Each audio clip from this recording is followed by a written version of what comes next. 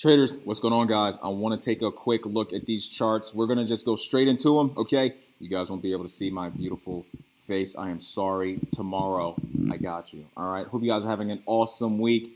This is the Monday market breakdown. Let's take a look at these markets for today, and maybe we can figure out what these things are going to do from a technical point of view and, of course, a fundamental point of view over the next few days. All right? So we got 5 trading days. U.S. session is about to wrap up. It's about 4 o'clock, 3:50 to be exact.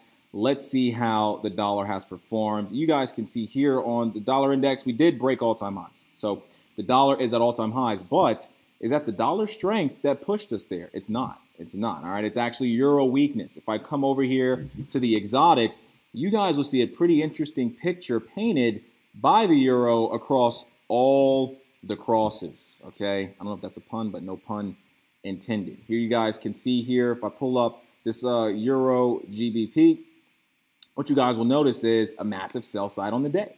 Pretty interesting, right? If we go over here into the 4-hour, again, you'll see that the pound has gained strength relative to the euro. Let's head over here to the CHF. Same thing. You can see that daily we have an inside bar, but currently we can see that markets are selling off as well. Head over here to the Euro JPY, same thing. We're seeing some more strength in on the day. And even over here on the Euro CAD, we're seeing a little bit more strength. Finally, Euro NZD, a little bit more strength for those pairs. All right, so what does that tell us about the US dollar, the dollar index specifically? Right, well, the dollar index, folks, is 53% the euro. Okay, they judge or they create the dollar index by market cap, right, by the size of the economy. And since the euro economy is so large, it takes up over half of the entire side of what this dollar is compared against, okay? So that's why we broke all-time highs.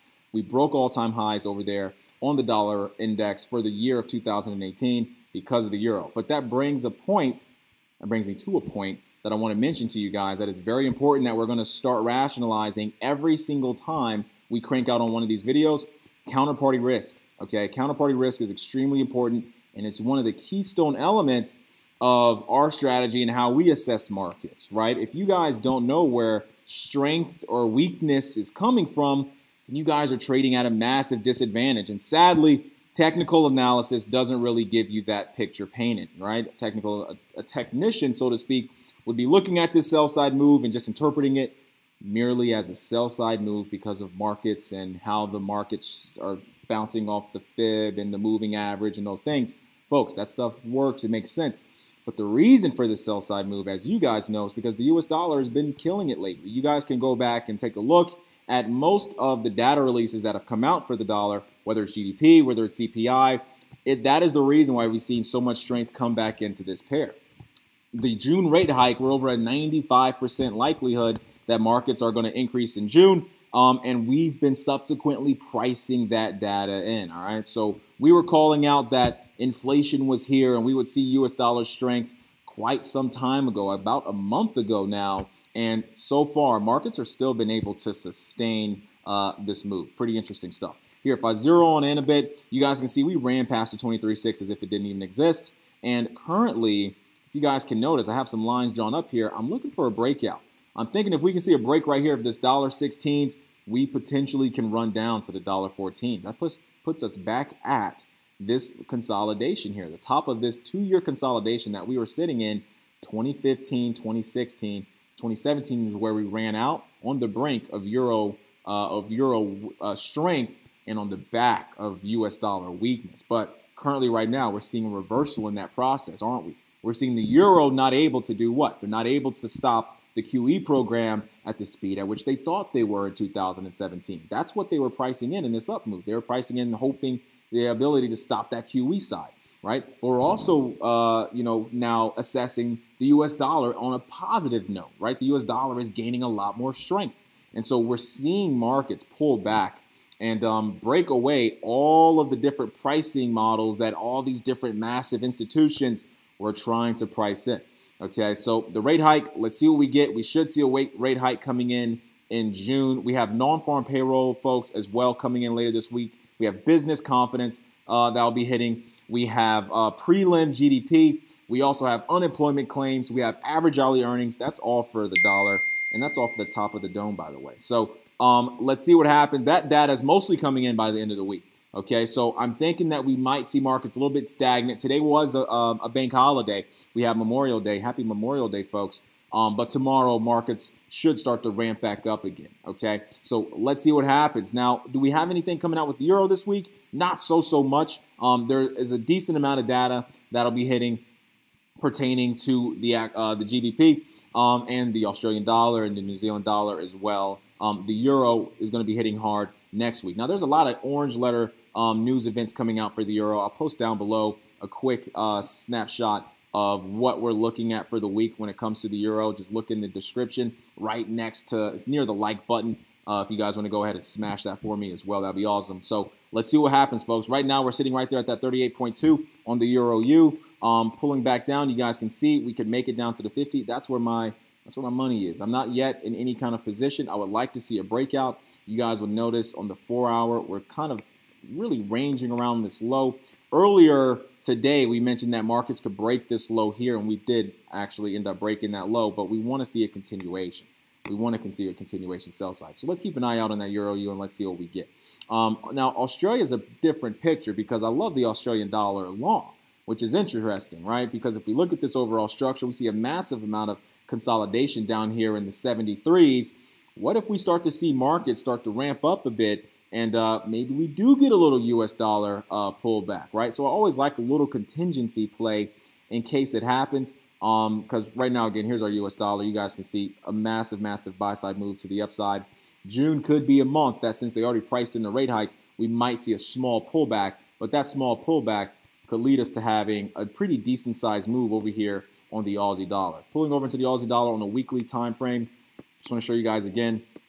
Where are we sitting? Well, we're sitting right here inside of this consolidation. A break outside of that consolidation would lead us up into that 38.2. That could be our first target. Maybe if we get a little bit more sell side coming in right now, I think we'll still exist within this consolidation, folks. Even at the end of this month and coming into June, I think we'll still exist inside of this consolidation. And what that means is we may be getting a better price. We may be able to start to buy this market down here in these lows. So that's something I am going to be looking out for a little bit, all right? Aussie dollar looks pretty good there. Pound last week, massive sell side has been coming in on the pound. Now, why is that happening, though? Well, a CPI data release came out on April 18th. And, folks, take a look. Look how the market has spilled since April 18th. Right here, we have April 17th, just the day before, but the data release came out right around that time. You guys can see how massive of an implication a bad CPI data release is. And this isn't just happening on the GBP USD. This is happening across all pound pairs, okay? So again, we're having that conversation again about counterparty risk and how if one currency pair stinks, you should see that across the board and you should try to always relate it across the board, right? Here we go. Here's another scenario. Here is, again, April 18th. You can see markets were somewhat in these highs. And then after that, boom, you see more pound sell side.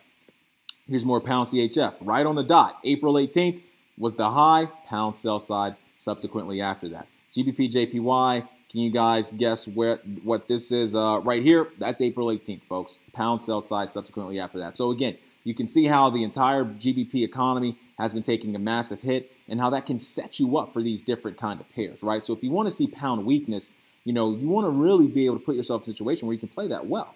And what's also interesting is if you want to avoid a little bit of extra risk, wouldn't it make sense to potentially play the pound JPY or the pound CAD, right? If you think the pound's going to get weaker, you'd be taking on more risk if you're only playing one single currency pair because the JPY could also get weak.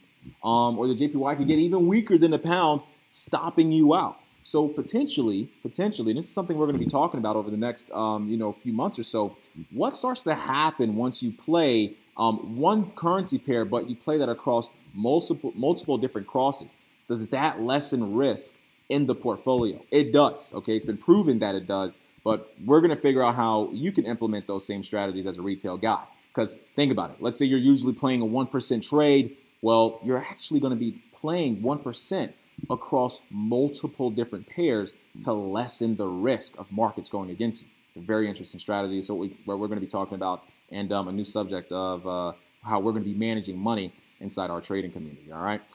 You guys can click the link in the bio if you want to hop in there and see how that performs. GBP CAD, you guys can see same thing. What are we looking at here? April 18th, right around was the tipping point, right around this price area. So where's the pound going to go? We have to play it out a little bit. Pound, again, not much data coming out this week. I am thinking that pound may find some a slight chance for a reversal after we see a little bit more of a sell-off. So we're not quite yet in the buy zone for the pound that I would love to be in, but we're getting close. And I would love to start buying this pound right around the $1.31 flats. Okay, basically we see a fib right here at the 50% retracement level. Let's see where the pound starts to hang out around this price area, and if we can trade back down into this price area and potentially start to catch that market to the upside. Now remember, this is going against U.S. strength, and this is going against pound weakness. Two things that are happening right now, which is the reason why this market has fell 1,000 pips from the $1.43s all the way down to the $1.33s. So that is contrarian. If there's ever been a contrarian move, you are now doing it because you're battling two monsters, all right? Pound is not looking so hot. CPI is doing horrible, 3 in a row negative, and the U.S. dollar is on a tirade, the strongest move we have seen for the U.S. dollar in the past 2 years. But at the end of the day, structure is structure, and pricing in data is pricing in data. I think they've priced in the brunt of this June rate hike. Maybe we can see a little bit of a pullback for that USD, okay? Even if it's just a small 50% pullback of that entire move outside of that lower structure. Let me show you guys what that would look like. What we would do is we would draw from the low and we would push it to the high. And personally, I think we have a little bit more room to run, okay? But let's say markets are existing within this price area. Well, this US dollar could easily pull back down into the 93s, right? That's over 120 pips away. It could easily pull back down into the 92s. And this market still be deemed fast moving. We're not asking for it to pull all the way back down to the 61.8. Let's exist up here in these 38.2 retracement levels and then start to rally again. All I'm saying is the market has to run out of steam, and we're nearing some pretty major structures.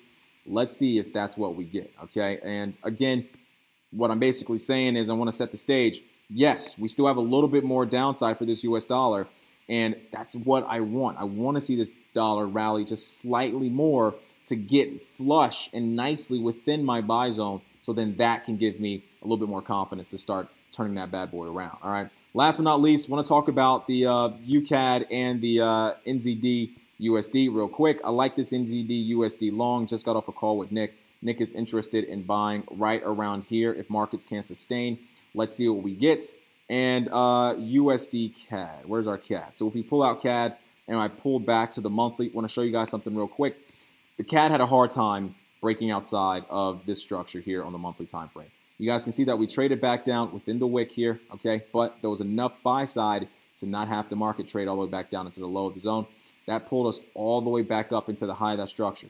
Now, markets couldn't sustain. That US dollar came in and rallied massively inside of April. April was a massive month for the US dollar, but notice here on the CAD, it's nothing more than a doji.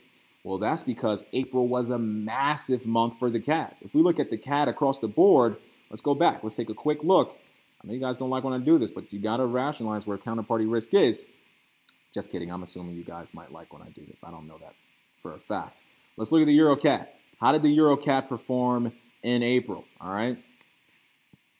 Ticking over here.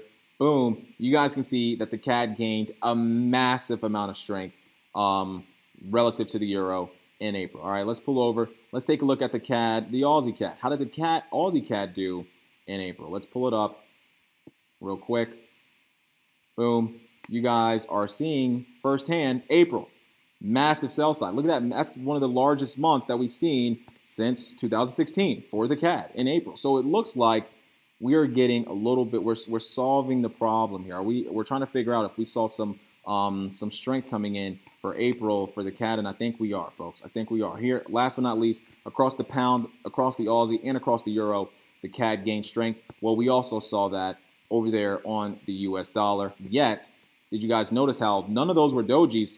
All right, but when we look over here at the US CAD April on a monthly time perspective, it is an actual doji. Well, that's because, again, the US dollar killed it in April. So that got us stuck right there in the middle. Remember what happens. If you have two currencies weakening, then you're going to have a consolidation. If you have two currencies strengthening, then you're going to have consolidation, right? And that's what we saw. But that CAD strength it's no more.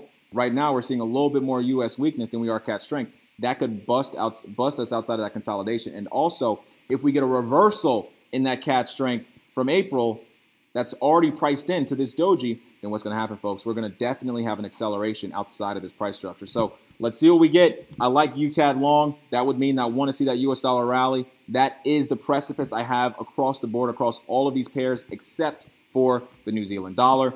If the US dollar starts to get a little bit weak, I would love to play that weakness over here on the NZDU. It looks like it's already ready for the move, okay?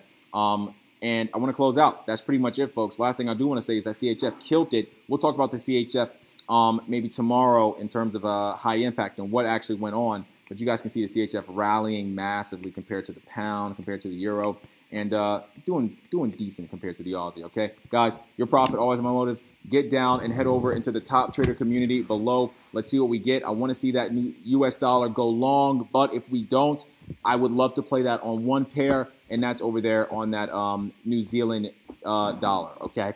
So if you guys got any questions, let me know. Hope to talk to you guys really, really soon. Peace.